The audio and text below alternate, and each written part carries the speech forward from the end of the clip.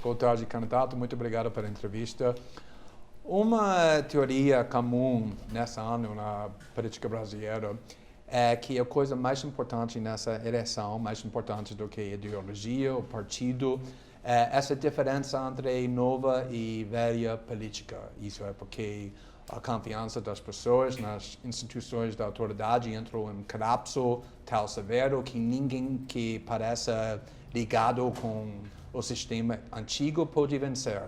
Você concorda com essa teoria e como você pode persuadir os eleitores depois de 40 anos em política, sem escândalo da corrupção nenhum, mas mesmo ocupando vários cargos públicos durante 40 anos, que você representa a nova política?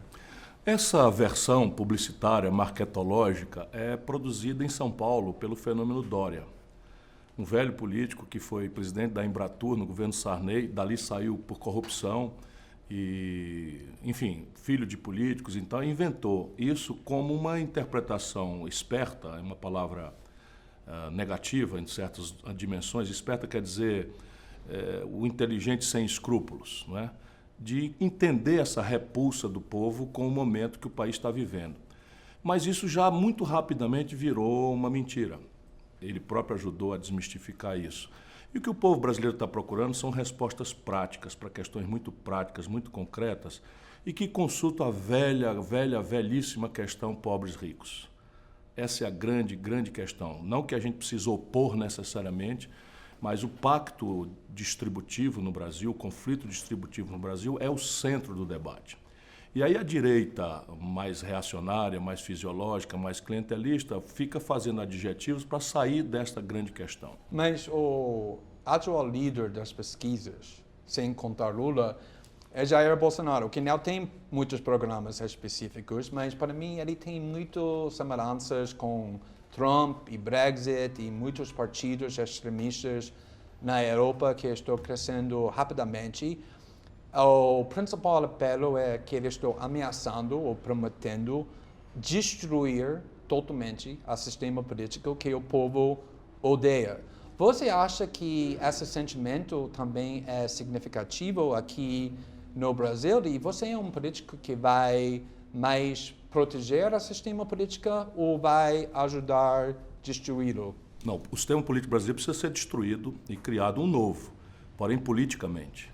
A linguagem da democracia é a política. O que o Bolsonaro é talvez o outro exemplo daquilo que eu estava dizendo na pergunta anterior. Bolsonaro é deputado no Brasil há 28 anos. O mandato no Brasil são 4 anos, ele tem 7 mandatos. E a origem desses mandatos é o Rio de Janeiro, que é o epicentro da corrupção no Brasil. O governador preso, o presidente da Assembleia preso, o Eduardo Cunha, que foi presidente da Câmara, preso. E ele sempre foi aliado dessa gente toda. Chamou na sessão do impeachment, chamou Eduardo Cunha de herói. Não é? E eu sou antagônico a essa gente o tempo inteiro. Já fui processado porque denunciei o Bolsonaro, o Eduardo Cunha como corrupto, o Michel Temer como corrupto. E isso é muito isso. Então o Bolsonaro interpreta um personagem. Se ele for combatido dentro do texto dessa peça, não é, que identifica o medo e propõe respostas toscas para a violência impune que campeia no Brasil de uma forma rigorosamente assustadora. Ele propõe a negação da política sendo um político profissional. Mas como você explica o fato que ele está liderando essas pesquisas? Ele está liderando porque 1/5 do povo brasileiro, não é, está cansado com a política. E ele representa nesse personagem... E você acha que esse sentimento tem validade? Eu acho que tem validade. Eu acho que ele é o certo que vai perder a eleição. Com a minha experiência. Sim. Não sei quem vai ganhar ainda, há uma brutal disputa, né, entre uma certa racionalidade à direita, que o Alckmin representa, uma certa capacidade de traduzir o protesto em coisas práticas para o futuro, e eu rivalizo nisso com o candidato do Lula, mas eu sei, na minha impressão, que o Bolsonaro é o candidato condenado a perder. Tem muitas pessoas que, incluindo você, que criticaram essa enorme aliança que foi construída pela Geraldo Alckmin. Mas você tentou entrar uma aliança com alguns desses mesmos partidos, incluindo o PP. o partido mais acusado para Lava Jato. E também você escolheu como seu vice uma senadora que até o ano passado foi um membro do PMDB, provavelmente o partido mais corrupto no Brasil, talvez no mundo democrático. Como você pode prometer limpar Brasília quando, ao mesmo tempo, você está tentando formar alianças com os partidos mais corruptos? O Brasil não é para amadores e um observador internacional, eu sei que não é o seu caso, não nos entenderá jamais. O Brasil tem 35 partidos políticos, 27 dos quais têm representação no parlamento. Todos os especialistas afirmam que a renovação será muito pequena, apesar de toda essa repulsa à política tradicional, à velha política. O partido que mais deve eleger deputados no Brasil fará pouco mais de 10% da Câmara.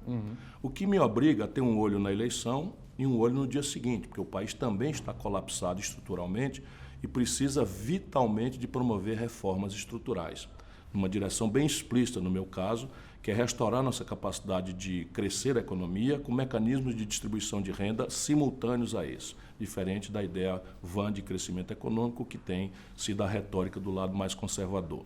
E isso, então, me vulnera a aceitar dialogar, seja com quem for. Eu nunca imaginei, nunca passou na minha cabeça que esse grupo chamado autorreferido de centrão, que basicamente é uma coisa mais fisiológica e clientelista do que de direita, pensando na realidade brasileira. Mas eles sinalizaram para mim, para conversar, e eu tive que conversar com eles e estabeleci alguns limites. Por exemplo, agendas práticas, reforma trabalhista. Você não recusou esse convite, você aceitou? Eu aceitei conversar você negociou a possibilidade e propus para a eles uma linha programática. Sim. E que só era possível, eu disse com explicitude, só era possível um entendimento entre nós daqui para frente. Porque para trás eram insuperáveis as nossas diferenças. E coloquei objetivamente teto de gastos, reforma trabalhista, o modo como eles compreendem a reforma previdenciária e o modo como eles entendem o golpe de Estado sob o qual o Brasil está, não é, que eles promoveram, isso daqui é inconciliável. Cátia Abreu, eu nunca condenei o PMDB como organização. Eu condeno a hegemonia, não é, que eu chamo de quadrilha, que é basicamente chefiada pelo Michel Temer. E eu sei muito bem o que eu estou dizendo, porque eu estou na estrada há muito tempo. Mas sempre tive o cuidado, não é, de ressalvar quadros do PMDB.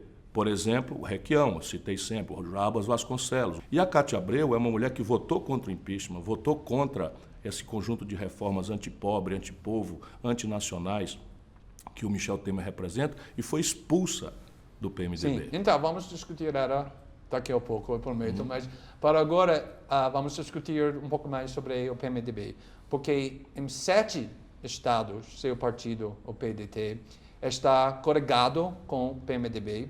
2 estados dessas, seu partido está apoiando o candidato para governador do PMDB. Em Alagoas, vocês estão fazendo campanha para a reeleição do Renan Filho, o governador do PMDB, que é o filho do Renan Calheiros, que apoia o impeachment, mas também é ligado com mais escândalos da corrupção que a gente pode contar. E o vice-presidente nacional do seu partido explicitamente justificou e defendeu essa tática, falando que isso é pragmatismo justo. Isso não é exatamente a mentalidade da velha política que levou ao impeachment e também corrupção sistêmica no Brasil? Não necessariamente, mas eu me sinto constrangido com certas questões, com certas notícias que aconteceram. Entretanto, eu posso relativizar isso, não concordando, eu já confessei, quero dizer de novo, que me constrange algumas notícias. A pior de todas é Alagoas. Menos pelo Renan Filho, que não deveria estar obrigado a pagar pelo Renan pai. Entendi. Não é? Você também apoiou o Renan Filho para governador, como seu partido, ou não? Não tenho a menor vontade de frequentar esse palanque. Enfim, mas compreendo os companheiros de lá. Mas só para ser totalmente claro, você é contra pelo menos partes dessa estratégia do seu partido? Sou, completamente. Eu tenho no meu estado essa contradição. No meu estado não houve aliança, mas há uma espécie de entendimento sem aliança, sem formalizar, não vão estar juntos. E eu simplesmente anunciei no meu estado que eu sou contra essa aliança. Então vamos discutir seu vice, como eu prometi que vamos fazer. A senadora Cátia Abreu. Ela, primeiramente, não é só contra o aborto e apoia a lei agora, mas mesmo em casos de anencefalia, então ela quer tornar a lei atual mais restritiva. Também, em entrevista à Folha este mês, ela defendeu a facilitação do porte de armas. Ela afirmou em 2007 que a lista da suja do trabalho escravo era um tribunal de exceção. A campanha dela, em 2014, recebeu R$500 mil de uma empresa flagrado com trabalho escravo, e o próprio irmão da senadora também teve seu nome na lista. Ela é uma defensora dos interesses da agroindústria, por exemplo, agrotóxicos. Então, eu sei que você não pode concordar com todas as posições do seu vice, eu sei disso. E também eu sei que você já disse que era mais conservadora do que você, e por causa disso você escolheu ela, porque a esquerda aqui não pode governar. Entendo tudo isso. Mas, no mesmo tempo, você passou os últimos 2, 3 anos culpando o Lula por colocar o Temer e Cunha na linha da secessão. Então, como pode justificar botar uma política com essa história na segundo lugar na linha da secessão?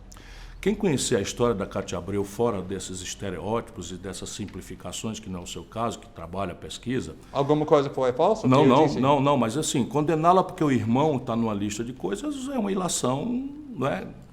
Que tudo bem. Então lá vamos para as castas familiares. Então o camarada que utiliza trabalho escravo ou matou alguém vai me contaminar. Aí é um pouquinho complicado, embora guarde coerência com uma visão que eu não vou esconder. Eu escolhi a Cátia Abreu por isto. Então eu preciso assumir e explicar para as pessoas. Primeiro, Cátia Abreu ficou viúva com 25 anos de idade, com um filho na barriga e 2 crianças para criar. Assumiu imediatamente a tarefa, com 25 anos, de criar sua família. Vem deputada federal, vem senadora 2 vezes, vem ministra da Agricultura e Pecuária. E nessa condição, dá para olhar, eu só tenho orgulho da trajetória dela. Qual é a minha censura ao Temer? É porque ele é conservador? Não. Eu tive muito entusiasmo, até hoje lembro com grande saudade, do vice que o Lula escolheu para si, que era o Zé Alencar, um dos maiores empresários brasileiros, da Cota Minas, que também foi acusado de trabalho escravo, em condição análoga de escravo. E eu conheço o Zé Alencar. O Zé Alencar é uma figuraça extraordinária. E não é porque ele é conservador que o Temer é conservador, é porque o Temer é corrupto. O Lula escolheu o Temer, eu e o Lula sabíamos que o Temer era corrupto. E corrupto na presidência da República, um corrupto notório, é uma coisa que choca qualquer pessoa. Não tem nenhuma corrupção da Cátia Abreu? Essa história, zero. Defendendo... Nunca respondeu por nada mal feito, etc, etc. Se você olhar, a legislação brasileira permitia que a contribuição empresarial fosse legítima e legal. Todos nós, não estou falando eles, todos nós recebemos. E, por regra, a corrupção no Brasil está encastelada na iniciativa privada. Mas isso não quer dizer, né, que porque aquela empresa amanhã foi flagrada na picaretagem, que o fato dela ter financiado uma campanha obriga você a ter solidariedade com isso. Numa civilização minimamente respeitosa das franquias democráticas, é a denúncia, é o inquérito, a devida apuração do contraditório, a ampla defesa, é a presunção de inocência. Ela não responde por nada. Mas porque quando eu entrevistei o Lula e também o Dilma, eu perguntei a mesma coisa. Como você pode formar uma aliança com o PMDB? Não é a sua culpa que o Temer e Cunha estão com poder? Para mim, eles responderam com esse mesmo argumento. Não, eu sei que você... Estou vendo uma diferença. Eu estava lá. Mas não é, eu estou fazendo, olha, não podemos governar sem os partidos centristas. Isso é mentira. A diferença para você é Cátia está sem corrupção e decência e espírito público. E, basicamente, compromisso com o projeto que eu estou defendendo. O Brasil não vai sair dessa encalacrada estrutural sem um projeto nacional de desenvolvimento que associe concretamente os interesses da produção, que a Cátia, para mim, representa brilhantemente, com os interesses do mundo do trabalho, que eu tenho mais instantâneo reconhecimento como representante. Em quase todas as entrevistas que eu vejo com você, os jornalistas fazem a mesma pergunta com você. sobre o que eles chamam de seu comportamento. E temperamento. Para mim, exatamente. E para mim parece que quase eles estão exigindo que você promete que você está melhorando com isso, que agora você é mais bem comportado, mais gentil, mais comportado, mais educado. Às vezes, para mim, parece como você está prometendo isso. Já melhorei, pensei sobre isso. Mas quero a sua opinião sobre essa questão. Nesse momento na política brasileira, dado que está lá em Brasília, que tem poder, esse país precisa de mais um presidente fino e educado, com boas maneiras, ou um presidente mais combativo, mais agressivo para lutar contra essas facções controlando o Brasil? Definitivamente o Brasil precisa de um presidente afirmativo, que restaure a autoridade do Estado de Direito Democrático e que confronte uma lógica de privilégios que está matando o país. Eu tenho ouvido essa tentativa e eu me sinto, de alguma forma, lisonjeado, porque depois de 38 anos de vida pública, né, governador, prefeito de capital, ministro 2 vezes, tudo que se levanta contra mim é um possível temperamento. Eu não vou mudar o temperamento, apenas não vou dar, por habilidade, por tática, eu quero ganhar as eleições, eu não vou dar um elemento adjetivo para isso. Eu prefiro manter minha intransigência, minha valentia no substantivo. Então, estou propondo um tributo progressivo sobre heranças grandes, estou propondo um tributo sobre lucros e dividendos, estou propondo rever todas as renúncias fiscais que se deram a grandes corporações, que não se explicam num país que está quebrado, com a população morrendo às moscas, sem capacidade de investigar nem 10% dos 63.800 homicídios que aconteceram. Então, eu abro mão do adjetivo, não é, para sustentar a mesma posição. Ok, mas estou perguntando sobre essa questão, sobre seu comportamento, porque para mim o momento com o mais impacto nessa eleição até agora foi no último debate presidencial, quando a Marina enfrentou Bolsonaro diretamente, em todas as formas, fisicamente ficando bem perto dele, apontando o dedo, denunciando o caráter dele. Esse momento se tornou viral, todo mundo está animado sobre isso, discutindo isso. Enquanto ela está fazendo isso, você está falando, gostaria de chamar meu velho amigo, meu amigo querido, o governador Geraldo Alckmin, não é nada pessoal, quero só discutir questões importantes com meu amigo que conheço há muitos anos. Você se preocupa que esse estilo, para mim, novo estilo para você, faça você parte do sistema político que tantas pessoas detestam e perder seu diferencial? Não, em absoluto. A Marina, que é mulher, magrinha, baixinha, frágil na sua aparência, ela pode encarar o Bolsonaro, botar o dedo no nariz dele e está tudo muito bem. Eu, corpulento, forte, muito treinado, né? Eu tenho um exercício acadêmico muito grande. Se eu fizesse aquilo, eu transformaria ele numa vítima da minha arrogância, da minha prepotência. Mas não precisa necessariamente ser físico, mas essa forma de discurso. Não, mas veja bem, eu estou fazendo uma tática para me apresentar uma importante faixa do eleitorado que não me conhece. E essas pessoas estão muito infensas à política. E elas não querem ver um bate-boca. A Marina fez aquilo, divertiu a todos nós que temos um antagonismo grave. Eu fui lá e dei um abraço nela. Somos velhos amigos, o que é que eu posso fazer? Mas para todas as pessoas que você não conhece, você acha que tem urgência que você diferenciar você de Alckmin, de Henrique Meirelles, de Álvaro Dias? Quando todos nós estivermos conhecidos, e essas questões de atributo pessoal, da capacidade de disputar de forma educada, elegante, isso é minha história. Se você recuperar meus debates para governador, meus debates para prefeito, eu fazia isso. Né? Porque as pessoas até gostam. Agora, eu vou ser muito duro, quando todo mundo tiver conhecido, as coisas estiverem claras, vou ser muito duro no esclarecimento à população de quem está do lado de quem. Isso não tenha dúvida, mas campanha é um processo de acumulação. Tudo bem, né? Vamos ver.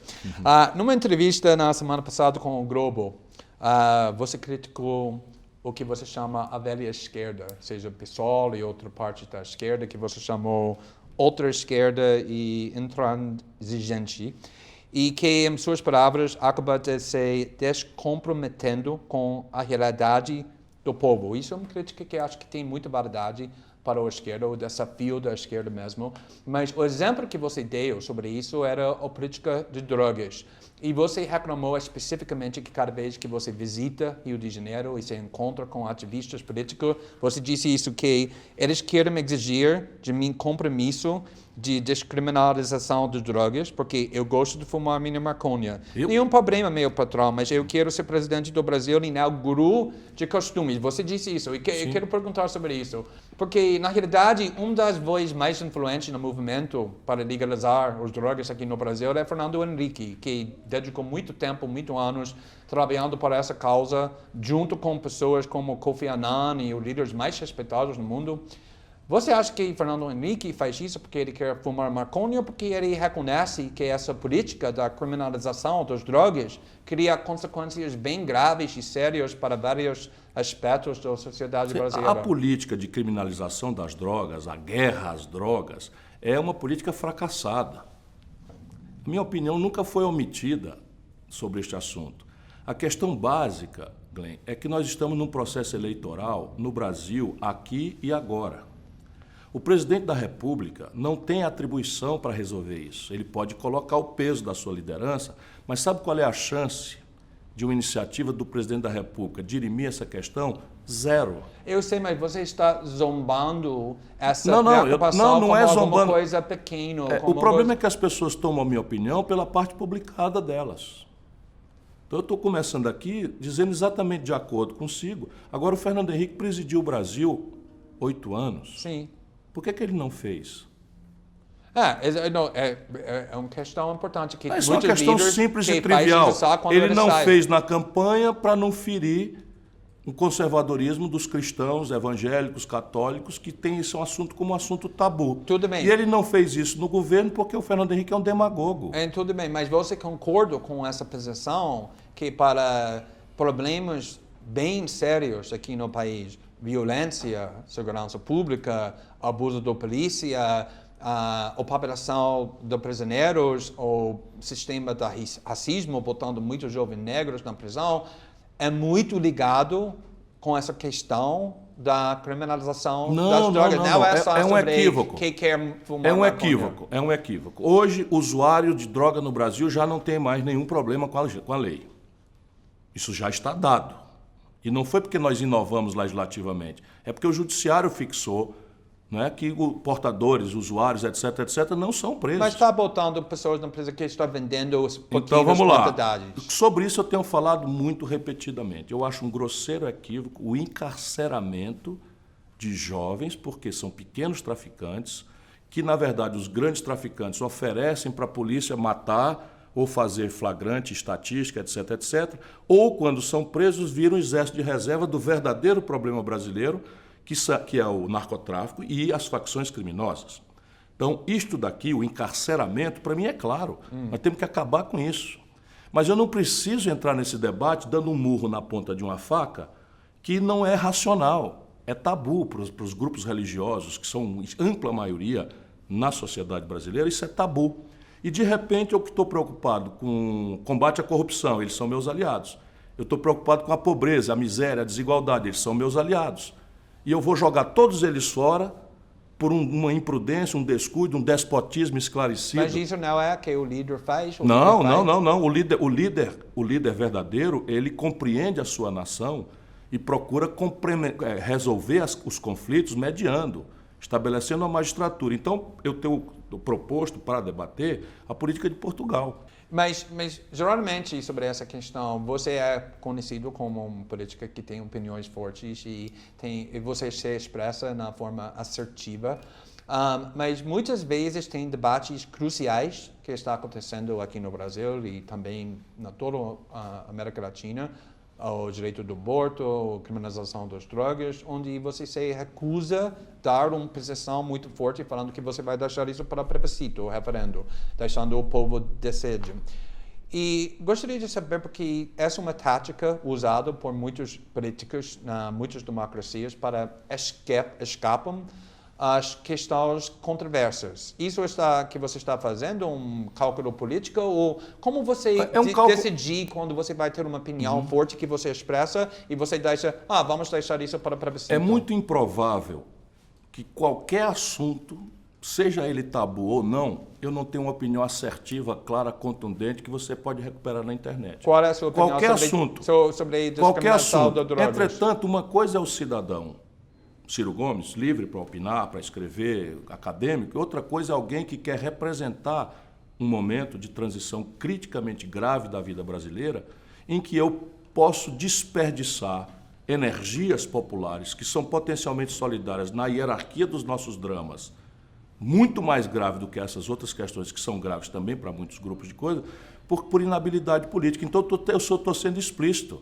Nesses assuntos que têm uma interdição moral, religiosa, eu não vou me omitir. Eu vou me colocar, vou desacralizar o assunto e vou promover um debate. Eu não estou propondo, como a Marina, um plebiscito, não. Eu acho, por exemplo, que a questão do aborto, antes do próximo presidente se estabelecer, estará resolvida pelo Supremo Tribunal Federal. Como nós resolvemos lá atrás, pelo Supremo Tribunal Federal, o efeito civil do chamado casamento gay. E isso vai se acumulando na vida brasileira e eu tenho que ser hábil. Não é para me omitir, não estou me omitindo de nada. Se esse assunto virar comigo, eu vou acabar com o encarceramento.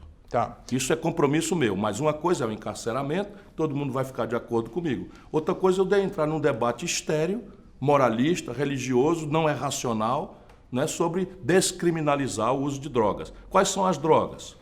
Vamos descriminalizar a maconha, que é só o que eles querem. E a cocaína? E o Portugal fez para todos. E o crack? Eu sei. Mas veja bem, o Brasil não é Portugal. Esse é o modelo melhor que eu estou colocando como minha proposta no meu programa de governo. O modelo de Portugal. Mas o Brasil não é Portugal. Então, você está falando que você é contra a descriminalização para todas as drogas ou você é a favor? Eu não estou convencido. Acho que a maconha é irrelevante. Acho que não precisava ser crime. Mas essas drogas químicas pesadas, eu tenho muita dúvida se descriminalizar é a solução. Sabe por quê? Eu não conheço um precedente onde funciona. Você acha que como a tolerância zero também não tem precedente de funcionar. Mas você acha que a guerra às drogas está melhorando Acho ou que ela está perdida, está piorando. Tá. Piorando. Agora o Brasil está passando uma epidemia de violência, não só em geral, mas especificamente contra as mulheres, motivado por gênero. E também, além disso, dados mostram que mulheres ganham, em média, 3/4 do rendimento, o salário dos homens fazendo o mesmo trabalho. E quando outros candidatos presidenciais estão questionando sobre esses problemas, para mim, eles respondem em uma forma muito vaga, como eles nunca pensaram sobre esse problema, nunca ouviram que esse problema existe. Mas seu programa tem a igualdade de gênero como um dos pontos centrais.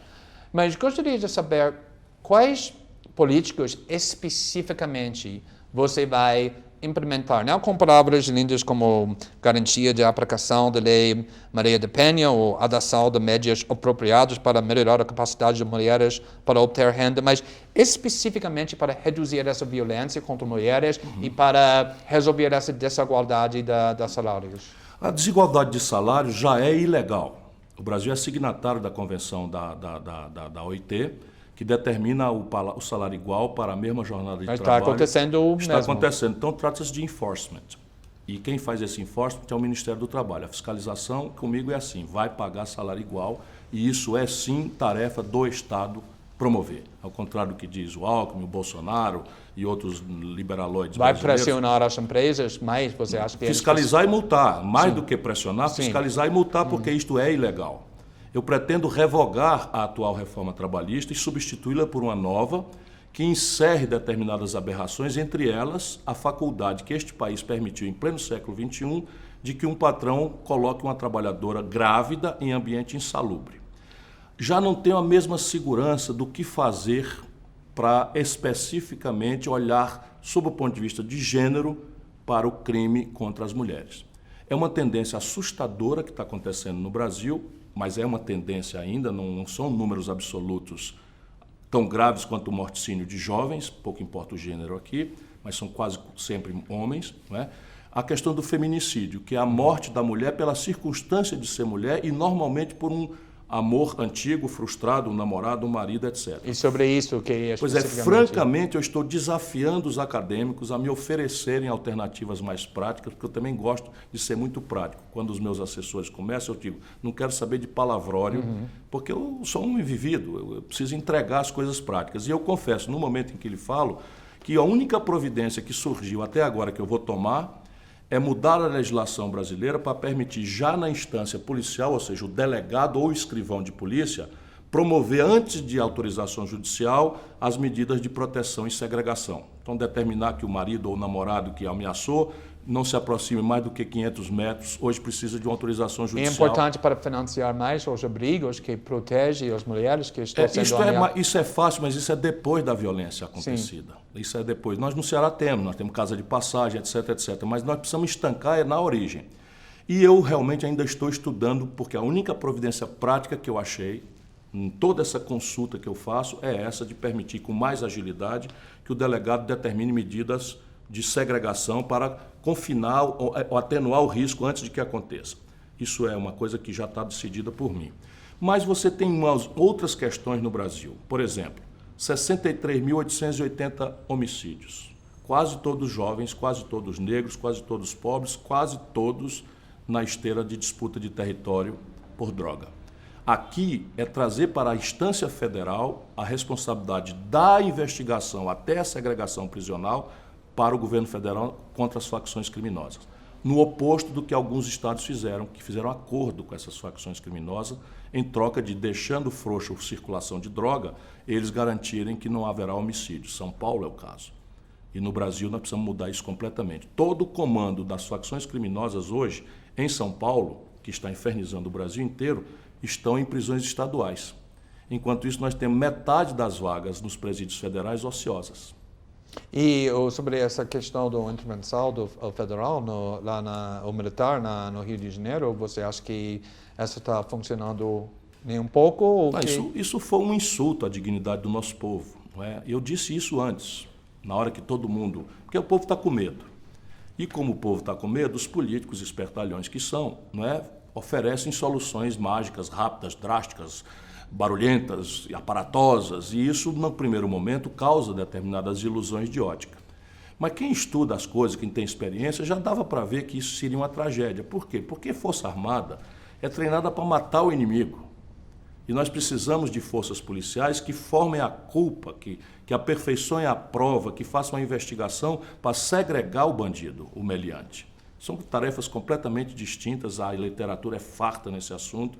O México cometeu mais ancestralmente essa imprudência, corrompeu completamente parte importante das suas forças armadas. Sobre educação, você acha que a escola é um lugar para discutir gênero, sexualidade, homofobia e igualdade de todas as formas de famílias? É evidente. Não existe esse negócio que o Bolsonaro inventa para assustar as pessoas, de que nós estamos introduzindo uma cartilha de manual, cartilha de ensinar a criança a ser homossexual. Isso tudo é uma brutal canalice, né? Nunca houve isso. O que nós precisamos fazer é que a escola seja um lugar que informe de forma iluminista as coisas da vida. Não para fazer cabeça disso ou daquilo, mas introduzir a ideia da diferença, da tolerância. Isso é absolutamente imperativo. A rigor, para não ficar numa proposta que parece de longo prazo para um assunto tormentoso, só vamos enfrentar o problema da violência contra a mulher, que eu não soube responder com devida ênfase, porque sou honesto, né?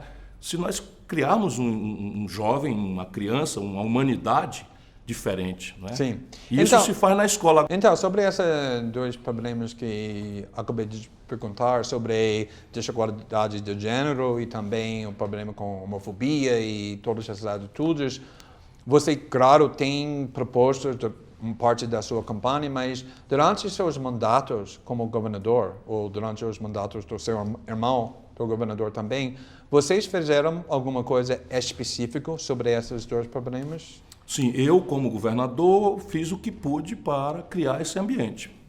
Qual políticas você afirmativas, bastante claras. Eu criei um locus perto do meu gabinete para fazer isso, criamos comissões para fazer isso. Mas não comissões para discutir, mas políticas específicas.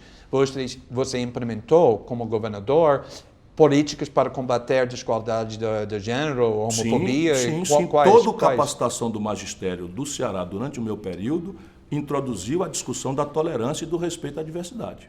Para concluir, quero perguntar um pouco sobre Lula e Lava Jato, porque não pode entrevistar ninguém neste país sem perguntando sobre isso. Você tem sido, para mim, bem consistente sobre sua opinião sobre o caso criminal de Lula. Se não me engano, você acredita, por um lado, que faltam evidências suficientes para justificar a condenação de Lula, mas, por outro lado, você acha que é louco para olhar como Lula como uma vítima da judiciário com motivos políticos, tá certo? Perfeito. Coisa que não estou entendendo sobre sua posição, não estou entendendo sinceramente.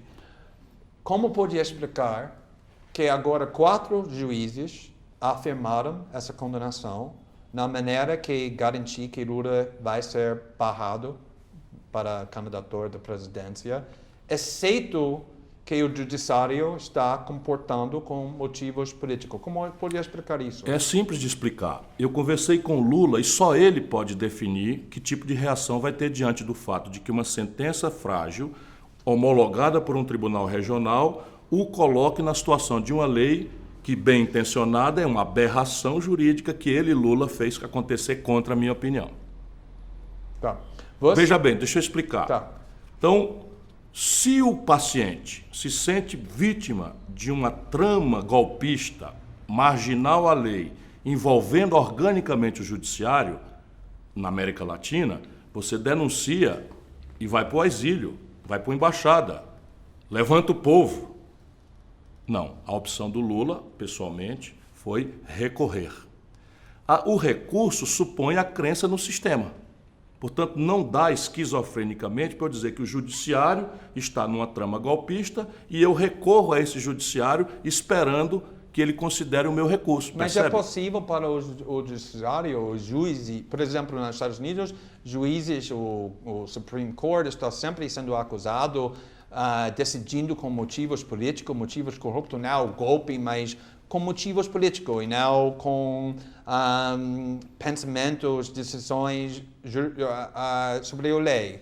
Isso é possível aqui, que não gosto do discurso que o Lula é vítima do golpe do judiciário, mas que ele está se comportando com motivos políticos. O judiciário brasileiro está completamente fora das suas atribuições. O Ministério Público brasileiro passou de qualquer razoabilidade. Isso é uma peculiaridade do momento brasileiro. O poder político, democrático, destruiu-se. A presidência da República desmoralizou-se na esteira de corrupção e de desconfiança. E o poder legislativo, que são os dois poderes democráticos de origem popular, também apodreceu, perdeu a confiança da nação. Além do Ministério Público eleito aqui, são concursos. E eles se atribuem um despotismo esclarecido de tutelar a nação. Isso, no nível municipal, virou uma anarquia, uma anomia, né? uma aberração institucional, que é uma das tarefas que eu tenho, de devolver a funcionalidade das instituições brasileiras ao seu cada qual. E até fui muito condenado, porque falando no ambiente popular, eu disse que cada um tem que voltar para a sua caixinha. Tá. Você acha que tem evidência suficiente para falar que o Geraldo Alckmin é corrupto?